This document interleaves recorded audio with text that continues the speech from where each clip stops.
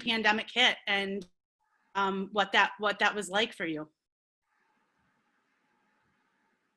Rosanna? Yeah, I'll start. Hi, everyone. It's great to be here. Thank you, Erin. So I was still at my prior institution, which was Denison University, so just down the road, not too far away, so pretty familiar with the conference and obviously Kenyon.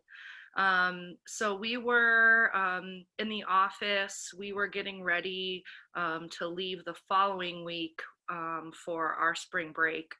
So I was thankfully able to see all of my athletes quickly before they left, was able to hug my seniors one last time. And we were in the midst of getting ready to hit the road for recruiting. Early March, a lot of March, February, and April is that for volleyball coaches, since our spring season doesn't usually start till end of March. So that's where I was. I'll go second. So we were in preparation for the NCAA championships. So Kenyon has a 2-week spring break. We were in the second week of that spring break here on campus preparing and training. And it was a Thursday night. We'd finished practice. I was driving home, listening to sports talk radio as I normally do. And I got about halfway home and I heard on the radio station that all winter sport championships were canceled. So I immediately pulled over, called Coach Fernando, gave him the bad news, called our athletic director, turned around, drove right back to Kenyon, met with the team, and went through some grieving together and prepared for a time trial the following day. But I was here on campus with part of our team.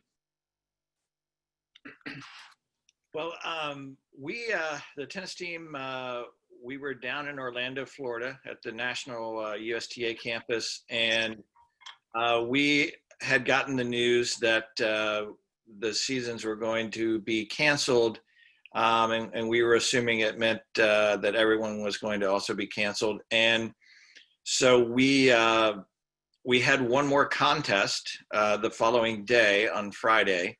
And so we actually went ahead. We had some parents down with us, and we set up a senior day for our seniors. And it was really kind of a bittersweet senior day. Both of our teams were nationally ranked, and we were pretty sure that we were going to go to the national championships. And so we played our last match. It was very emotional for a lot of the kids because they knew that this was it, that their career was coming to an end. So it was really a very rough experience for them. And we did have cake and ice cream and celebrated outside, and then we went back to where we were staying and started booking flights for everyone to go to their homes from there. We didn't have anyone. We actually have one student that went back to campus. Everybody else flew home, which meant that we had players flying to Spain and Canada, and Kenyon did just a wonderful job helping us take care of that situation and getting all of our student athletes home from there. We were concerned that we weren't going to be able to get our international students home, and a couple of them had to take some very strange routes to get home, but we were able to get everybody home safely within probably 2 days of our final day of the season. So Kenyon did a great job with that, and it was just a really good feeling that we were able to get everybody home. Jess, can you talk a little bit? I know Coach Thielke talked about celebrating Senior Day and getting to do that with his players down in Florida. Can you talk a little bit about how you got to celebrate with your team or have a little bit of closure in a year where you potentially could have, highly likely gone on to win a national championship?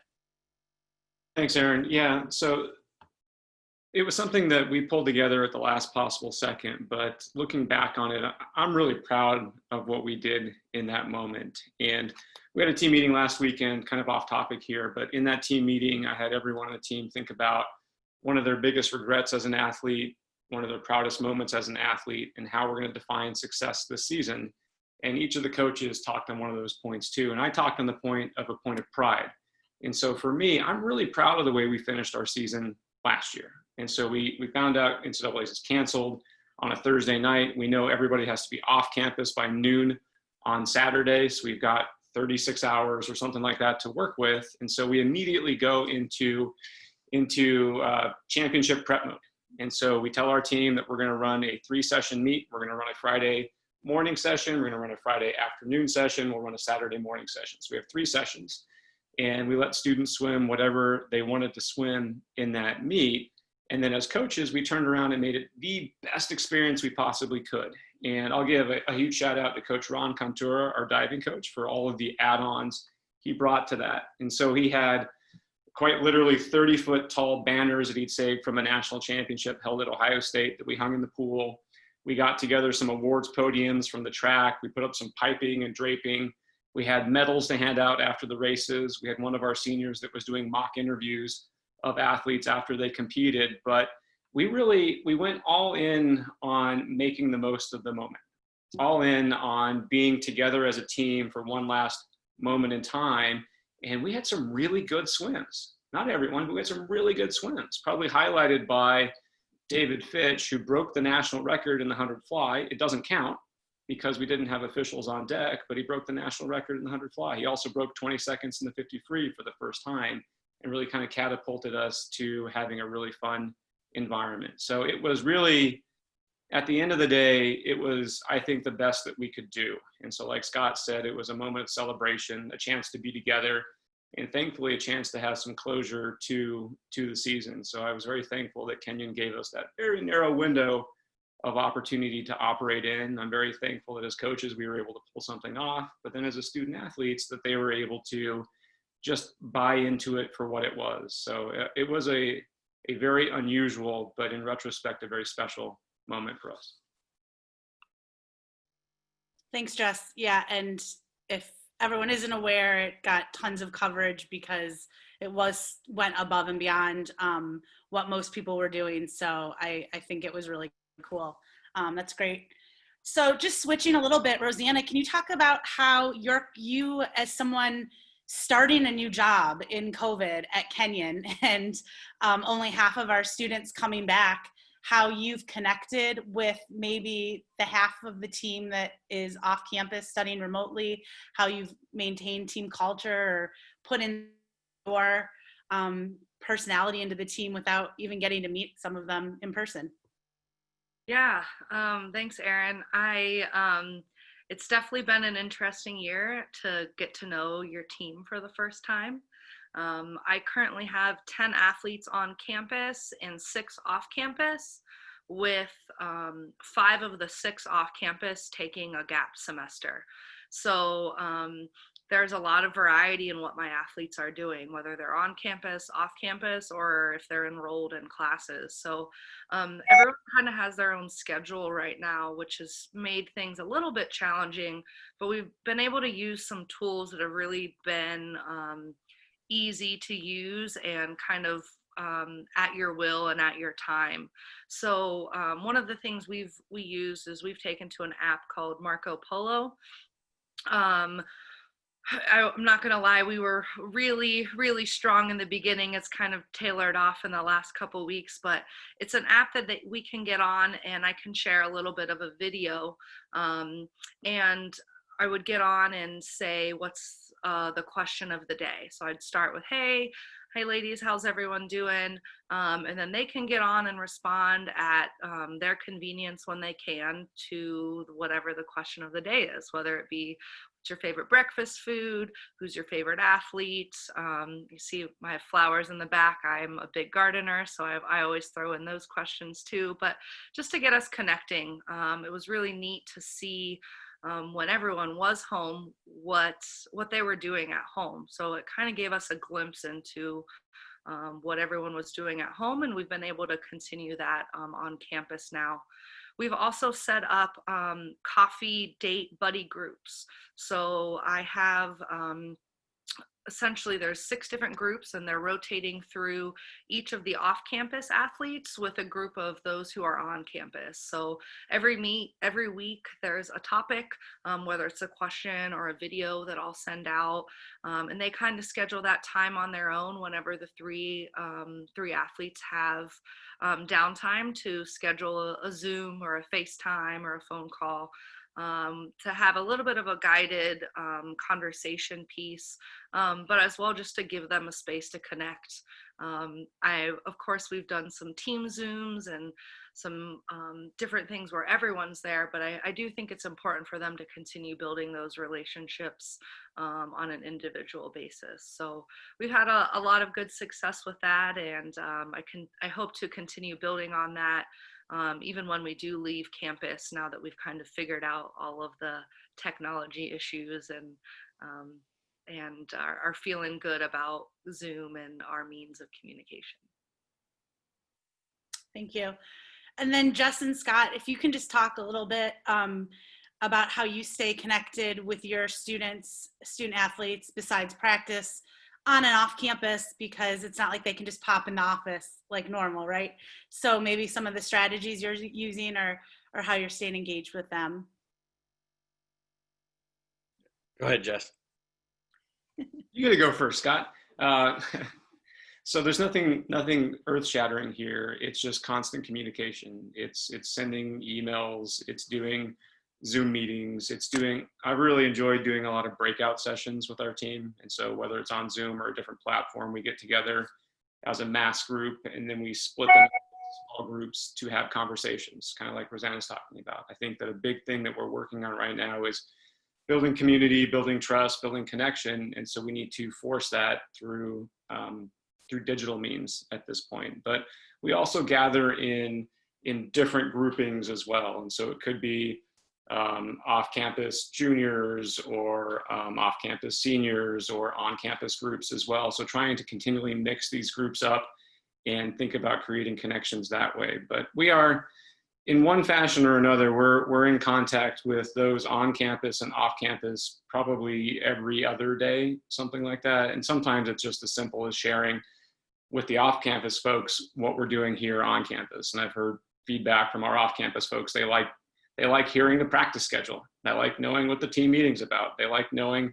what's coming up this weekend, even though they're not involved in those things. Just being connected to the logistics of the program keeps them partly connected to the program as well. So those things, and then individual calls and conversations with students as well. So for us, one of the things that we've done, especially now that we have 7 of our men's players back, we have 7 of our women's players back. Each of those teams have 12. We do a lot of our meetings outside now on the tennis courts. We set up chairs and put ourselves a good 10 feet apart. We keep our mask on, and we do our group meetings out there. We do individual meetings out there as well. We have a tennis pavilion out there that we use, and so we've sort of transferred the whole tennis office to sort of an outdoor office. And it's really nice to have everybody be able to see each other in person. These Zoom meetings are really good, but we have done them almost all summer long, and going into the fall, we did a lot of Zoom meetings. So now we're beginning to push those meetings with the student athletes that we have here outdoors on the tennis courts. And it's just been a really nice change. It's been good to see each other. We now are having practice as well. So we have a lot of contact with the student athletes now. It's unfortunate we have a lot of the kids who are not on campus right now are trying to make a decision about what they do in the spring. Do they come back in the spring? Will we have a season in the spring? All of those things are still questions that we really don't know the answers to. And so, we're sort of in limbo right now, just sort of waiting to see how all of this turns out. And hopefully we will have some sort of a season when we get to the spring. Yes, Indeed. Hopefully we will. It might not look the same, but I definitely think we're all holding out for some sort of competition in the spring for the spring sports. Can you just talk a little bit, each of you, because you all have very different sports, what practice looks like, and maybe even a little bit about how we have phased into them as an athletic department. So Rosanna, you want to go first? Yeah, I'll take that. Thanks, Erin. So for volleyball, phase one meant no sharing of volleyball. So we got really creative with what you can do with one athlete and one volleyball. So I think we played as many fun games as we could, utilizing different equipment like the basketball hoop. So we would have that be kind of a target, and you would go one at a time for 30 seconds and see how many you could set into the hoop or pass into the hoop.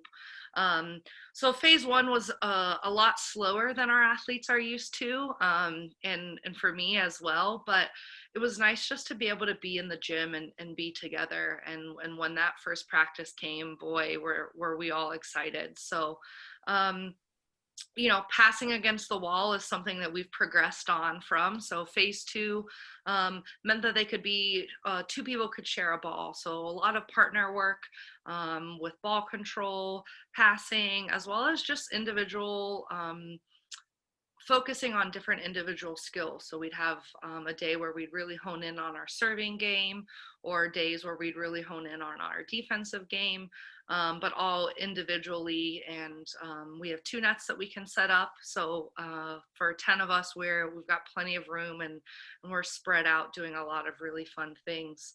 Now that we're into phase 3, we're actually able to do what our sport allows, which is volleying, so back and forth over the net, which has been really awesome. So we are masked the whole time since we are inside, but our athletes haven't seemed to mind, and they've gotten used to it, and they know that if they need to catch their breath, they can kind of step off to the side, pull their mask down to do so.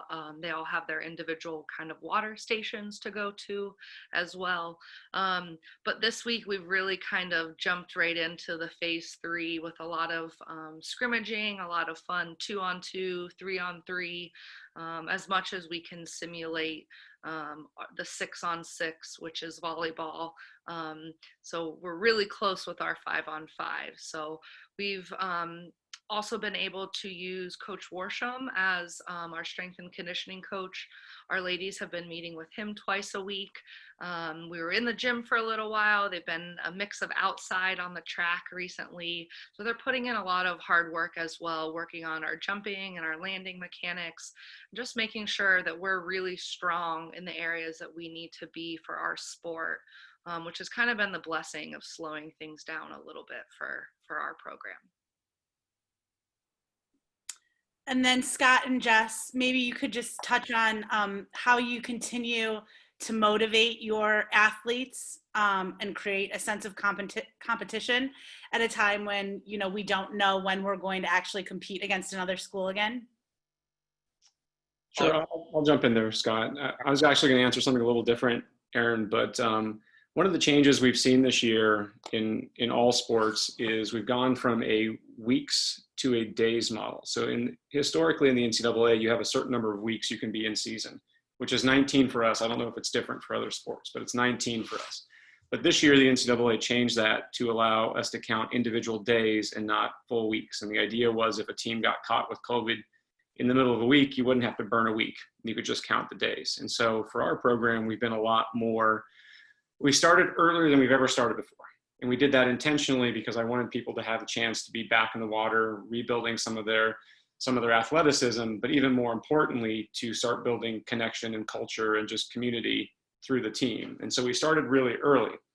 On the other hand, there is a chance that our season could go even later than normal. There's a proposal for the NCAC and the swimming group that we have an end of March championship as a conference championship. And so I've started earlier than ever before. We might end later than ever before. And so in order to accommodate that, we've been a lot more progressive in adding our days. So we started off with 3 days of countable official workouts a week for the first 2 weeks, and then we progressed to 4, and then we progressed to 5, and now we're progressing to 6. And so part of this has been to acclimate them back to rigorous training, which is part of the phasing process, but part of it's also to save days so we can use them in the spring, whether that's to extend the season for a later conference championship or to accommodate the half of the team that's not here right now. And so that's been a really interesting shift in terms of how we coach and how we think about setting up our season. But I think it's been a positive shift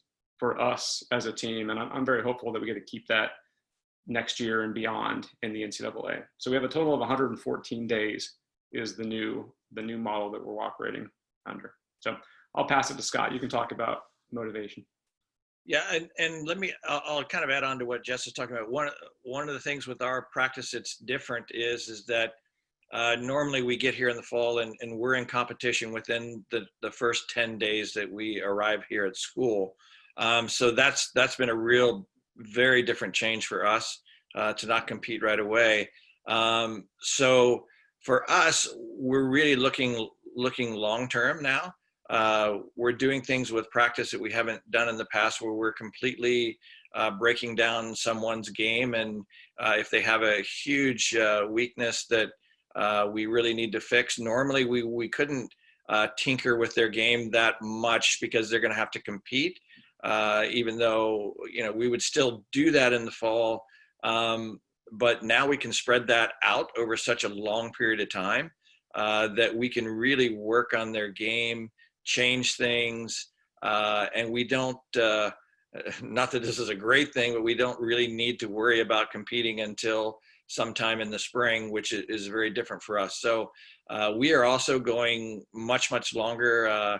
We're going to probably go right up to Thanksgiving using days, which is different for us. And I think it's a good motivating factor that we have is that we get to keep playing. Normally we would stop and they would go into playing on their own, and now we get to continue to coach them using the days. And so that's motivating. It's also very motivating, the fact that we can work on someone's weakness, because with tennis players, even when they were in high school, they're constantly competing. And so you really can't do a whole lot of changing of someone's game.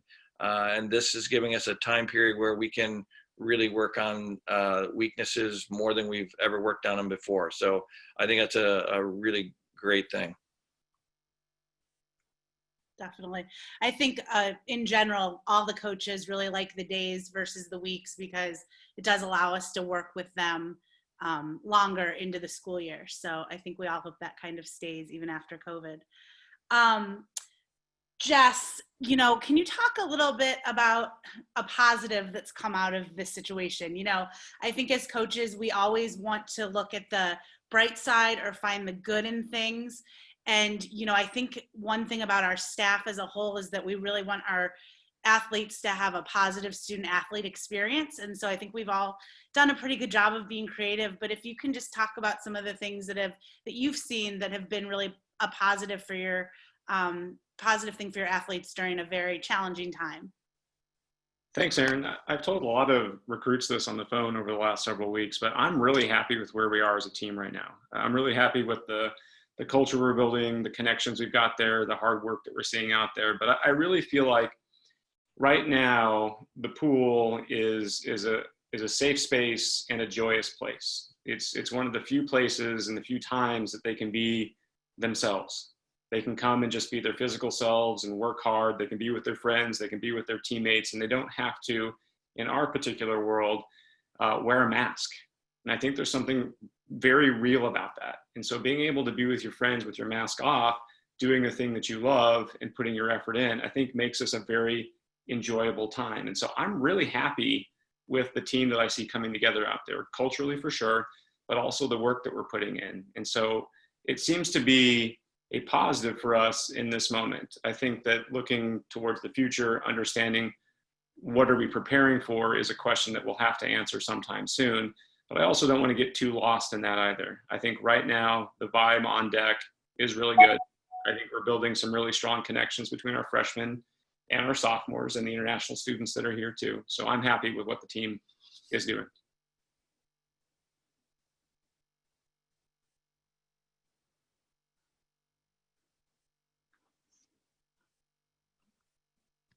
Did we lose Erin somehow? Seems like we might have lost Erin.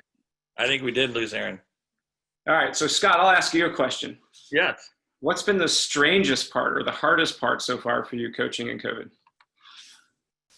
I mean, I think COVID in general, this is my 28th year at Kenyon, but it's my 38th year of coaching college. And my life has had the same pattern. If you take the 38 years I've been coaching, and then you take the 4 years that I was in college that I had the same schedule as when I'm coaching, that has been, 42 years of knowing exactly where you are in life, depending on where your schedule is. It also could be where you are. Right now, I know that, we normally would be out on the recruiting trail now and going to tournaments and things. And we're just now beginning to do that. Normally the last weekend in December, I know I'm going to probably be in Kalamazoo, Michigan. I've been there probably 1,000 times. And so knowing where I am in life is really kind of messed up right now, because I'm not doing the same pattern that I've done for 42 years. So that's been really the strangest thing for me is not really knowing where I am in life. So that's been a real change. And I've been set with the same pattern forever. I probably should change it soon, but I really have done the same thing for 42 years now.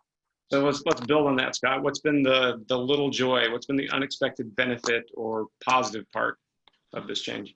Well, the positive part is normally when it starts to get a little bit cold, like we have now, it's not unusual. Me being originally from Atlanta, Georgia, it starts to get a little bit cold like this.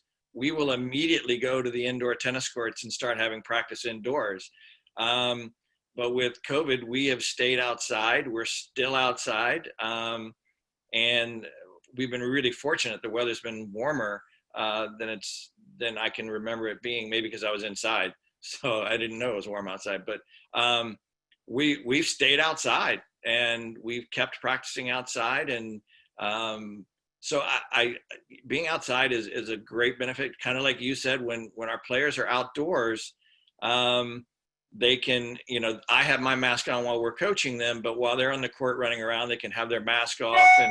And, they with tennis, we're 50, 60 feet away. So there's not really a risk there with them having their mask off. And so they can sort of run around and be free. And it's really interesting, though, when we do start practice every day, we have kids that will start practicing with their mask on because they've just gotten so used to wearing it.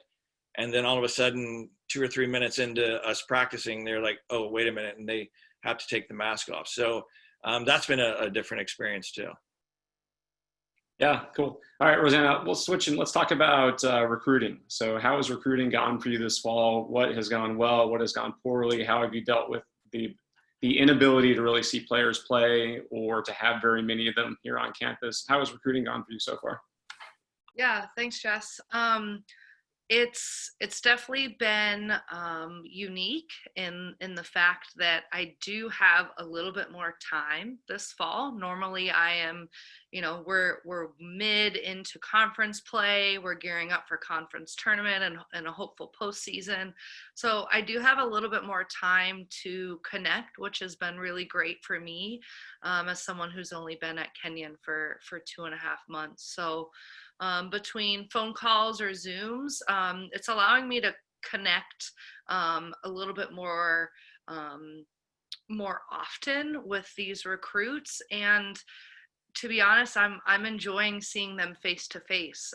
Prior to this year, most of my recruit calls were just straight up phone calls, right? So we're just talking to each other, but it adds a different element when you can kind of look into someone's eye, even though it's through a screen. And so that's been a really fun positive, I would say, to the recruiting trail. But in terms of recruiting, volleyball is different in every state right now. Some states are competing, so I am getting some live film or new film from athletes, but I'm also able to jump on live streams, which is usually not something that I have the time to do in my season. So those athletes who are competing, I'm able to actually watch them live right now, those that have the capability. And the other ones that, might not have a season right now or are hopeful that their club seasons will resume in winter and spring as usual. It's just allowing us to connect in a different way, really tapping into who they are as a person, how are they dealing with the challenges as a student and as an athlete, and getting to know them, I think, on a deeper level that I normally wouldn't. Just with the questions that kind of come up in regards to COVID and how are you doing and managing, your personal well-being and taking care of those loved ones around you too. So it's definitely allowed for a unique opportunity to connect. And I'm hopeful to get on the road as well a little bit once, club volleyball is still slated to start in winter, and I'll be at as many events as I can, should those kind of go on. But a lot of clubs are doing really unique opportunities as well. So they're providing different in-house videos to share. And so it's kind of a team effort in recruiting, whether it's with clubs or other high school coaches, as well as the athletes themselves. So I know, Erin, you were on the road as well, recruiting too. So I think that's one of the things that we're looking for as coaches, a sense of normalcy, is actually watching a little bit more of live sports in our profession. Yeah, definitely. It felt good to go watch some live softball, that's for sure. Jess, can you just talk about with recruiting visits? I know they're very different right now than probably they were a year ago. Can you talk about what it looks like when a recruit visits campus? That's still evolving, and that's the good news. The good news is it's still evolving. So for the bulk of the summer, we weren't able to have anybody officially visit campus at all, and so some would still visit on their own. But it wasn't only until 10 days ago, something like that, that we could actually show students around campus. So at this stage, Kenyon is open for visits. But what that means is students can come to campus. They can register either with the athletic department or with the admissions department. When those students are on campus, we can take them on a tour. So we can take them on a guided tour as a coach, and then we can sit and talk with them outside with masks on, socially distant afterwards. And so for us, everyone's recruiting cycle is a little bit different. And I was going to ask Rosanna what her cycle for that is, but for us, we're already nearing the end of this recruiting cycle. And so we've had, I think, three visitors after Kenyon has opened back up again, but we probably have already 90% of our class locked in. And so the majority of our recruiting this cycle has been done last spring, done over the summer, done virtually. And really interestingly, if I'm going to draw a very broad picture here, I see this recruiting class is going to be different from others for us. It's going to be both a lot more local and regional and a lot more international and national. And so it seems to be that those who could come visit Kenyon and see Kenyon and put eyes on Kenyon, those that are local are choosing Kenyon. But it's also those that have no chance of ever visiting Kenyon that are choosing Kenyon. And so far we've had a really wonderful commitment from a student athlete in South Korea, another one in Hong Kong, one in the UK. And so it's been a really different class for us. Normally our typical roster is about 30 states represented in about 16 countries. But this year we're going to be, again, more local and more widespread on things. Cool. We have gotten a couple questions that have come into the chat. So some of them are very similar. So we're going to kind of combine a few of them. One's coming from, I believe, a parent. While D1 moves forward with their seasons, the NESCAC has canceled their winter season. Has Kenyon decided what they may do this winter and or spring, and will there be spring trips? So maybe Jess, you want to talk about the winter component, and then Scott, would you like to talk about the spring component? Sure. Nothing's fully set in stone yet. I think that We as a program typically travel to Florida, to the Sarasota area for a winter training camp each year. And it's been wonderful. It's one of the best parts of the year from my perspective. But even over the summer, early on in COVID, we canceled that. And so we knew that that was not going to happen. And so we were not able to pursue that as an option. We have been holding out hope that we could come back in January. So this year, I think Kenyon is slated to start February 4th. I think that's when second semester starts. But we were hoping to be able to come back prior to that and do an on-campus training camp here in preparation for second semester. The indications I'm getting is that's not going to be an option. So I think that that will be another challenge that we'll need to find a way to navigate, and that's okay. That's what we do. We find ways to solve problems, but at this point, I'm not sure that's going to be an option for us this year. So, is there anything else you want me to say there, Erin? No, and I think it was just that, you know, with regards to a decision, I think the presidents are in the process of meeting and making a decision, and will make an announcement fairly soon as a conference. So I think that that's the plan with that in terms of winter sports. And then Scott, if you want to just touch a little bit on spring sports.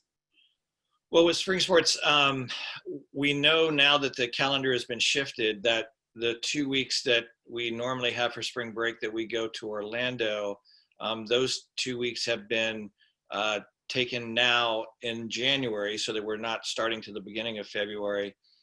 So I don't see how we can do a spring trip. I think it would be too far to travel, and the logistics of taking an entire team to Florida would be really difficult. And I don't think anyone else is really planning on doing that either. We're hoping that, especially with some sports, that we might be able to have a spring season, but since we don't have a decision yet from the conference on winter sports, that I'm sure that obviously is going to come first, and then they'll begin looking at spring sports. But normally we would probably have played at least 1 or 2 matches before we will even arrive back to school. So we normally play the last weekend of January and the first weekend of February, and we're going to just be arriving to school that first weekend in February. So that's going to be a different change for us that we'll have to adjust to. And I'm sure we'll be phasing ourselves in. We're not, all students aren't going to arrive back on the same day like we normally do. It'll be more like the fall, where we have, students come in on separate days, so that we can make sure that we keep the level of risk down. So I'm pretty sure that's what's going to happen. I don't think it'll look, if we have competition, it's not going to look the same. I don't see us taking long trips as a norm anymore. So yeah, I think it'll be very different. We also just had one come in that's a little bit similar, and unfortunately a lot of these are we don't know yet answers.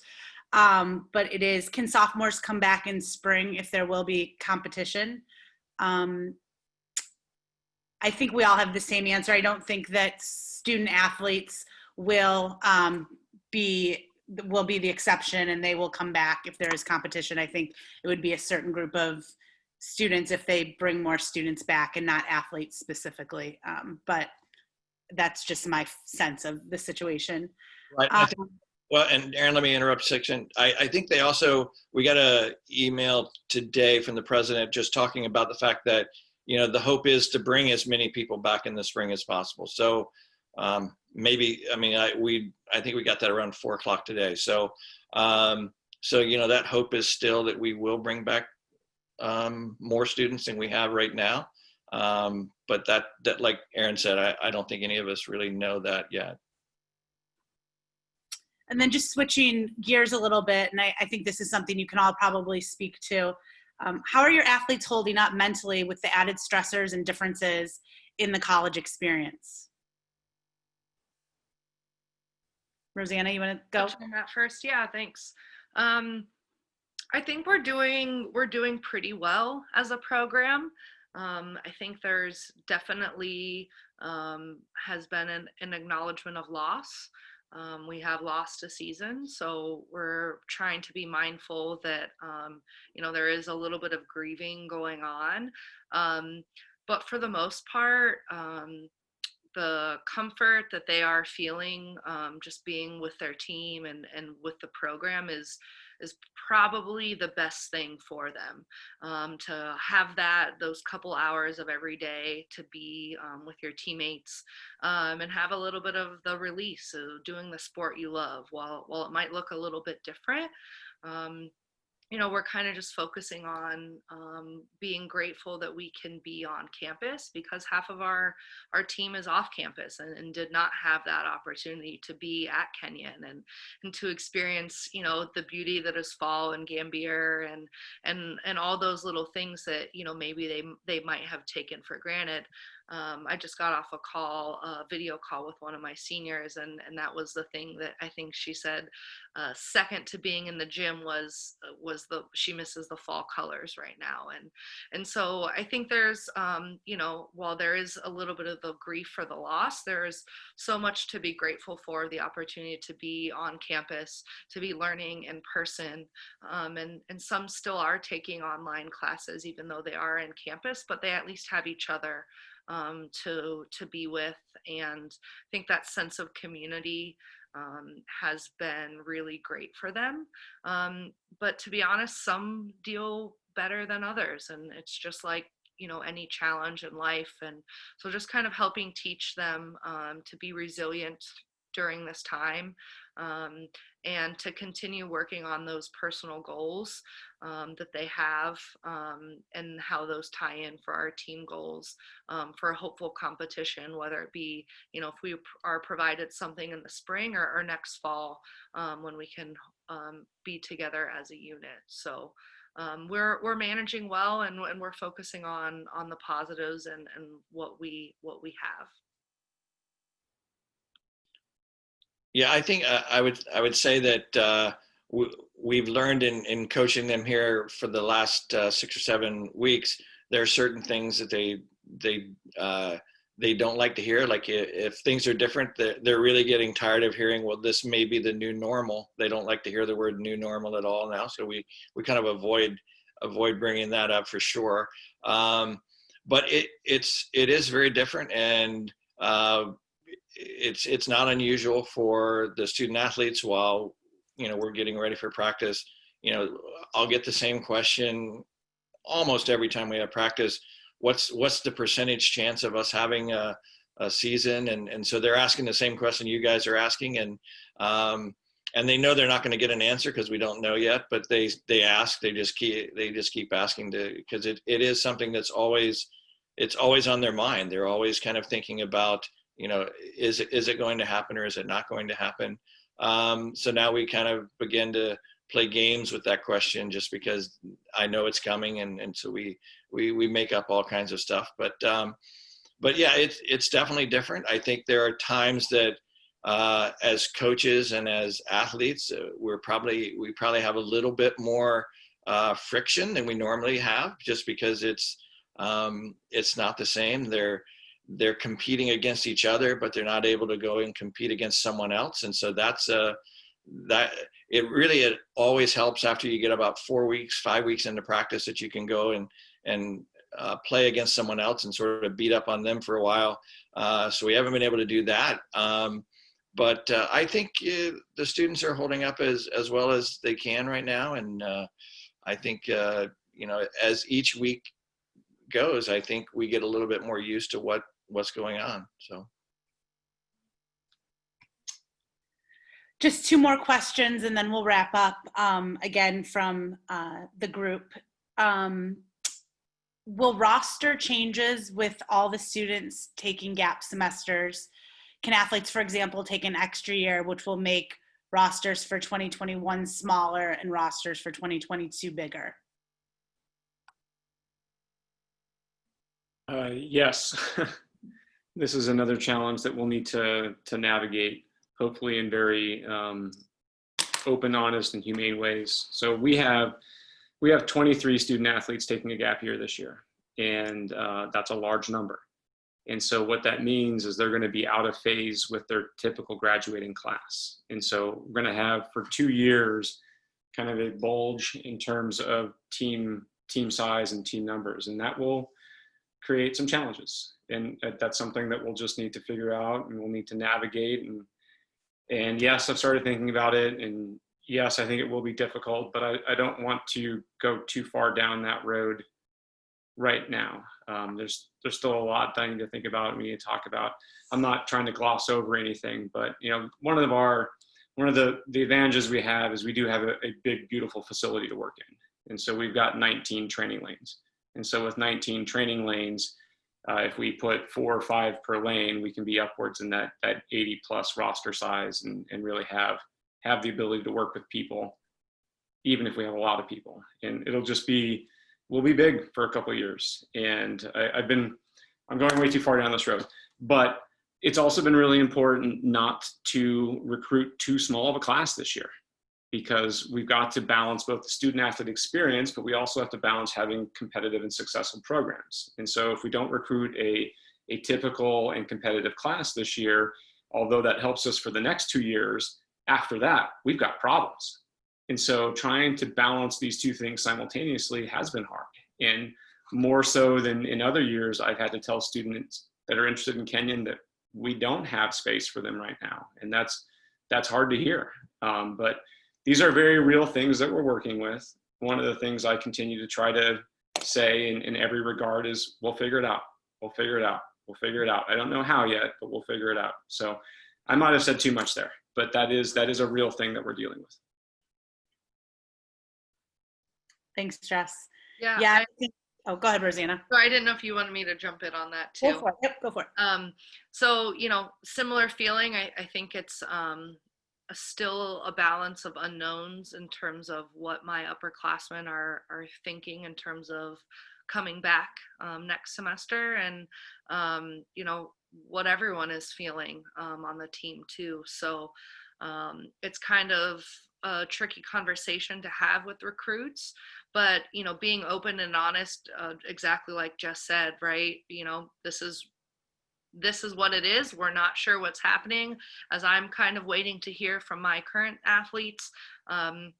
When decisions are made, it is going to help me decide whether I want to take 2 in a position, or maybe I just take 1 in a position for next year. So it changes kind of every week and every day when we do have more conversations and do get commitments. But it's definitely, I think, one of the biggest challenges for me as a first-year head coach, figuring out in the program, as I'm getting to know my athletes as well as getting to know the recruits, what is enough, what is not enough, and what is too many. And it's evolving every week. Thanks, Rosanna. Yeah, great points. And so for our last question, we've touched on this a little bit, but I think it's going back to the unknown of just when the next competition will be, or when we will play again. Have you brainstormed ideas how to keep athletes motivated if there are no competitions in the near future?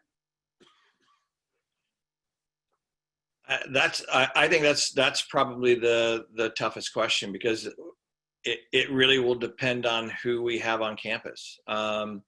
If we don't have competitions in the spring, and we have a large number of upperclassmen decide that they're going to take a gap semester, it could be pretty difficult to really put that all together. I've tried not to think about that. I've tried to hold out hope that things are going to work out, and we'll have some form of some season. And I think, having that carrot, out in front of our kids, that there is a possibility that we have a season is a motivating factor for sure. And yeah, I think it will be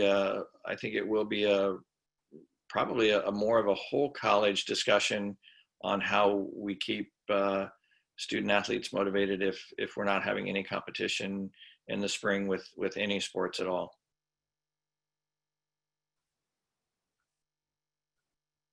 Anybody else want to chime in on that? Sure, I'll jump in. Okay. We aren't quite at this place yet, but we probably will be soon. One of the advantages of swimming is we can do virtual competition. And so if you have a pool and you have a timing system, pools are 25 yards, timing systems are accurate. So we can put together competitions against other schools where we're not in the same facility. And so we're running our meet here, and pick whatever other school you want is running their meet there. And then we combine times afterwards and have a competition of sorts. And that's something that we are moving towards. I think that will be an option for us. And we've talked about it with the team, and they're excited about that. The idea of racing anyone is something that they're excited about. And so if and when we get those approvals, that is something that we will start to do. Great. And I think we wish we could all do virtual meets. That would make all the programs a lot happier. And this is really the last question. It just came in at the last second. It's pretty easy to answer. Will athletes who lost a season last year retain an additional year of NCAA eligibility?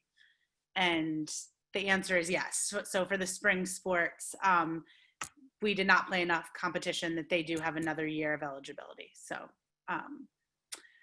So thank you everyone for joining us tonight. It went almost up to the hour. Do you guys have any closing remarks, Scott, Rosanna, or Jess? Go Lords, go ladies. Yeah. Thank you all so much for joining us. We hope this has been informative, and yeah, have a great night, and hopefully we'll be back in the pool, on the courts, on the turf, all those things real soon, playing some games. So thanks so much. Have a great night. Thank you guys. Thank you. Thanks everyone. Thank you.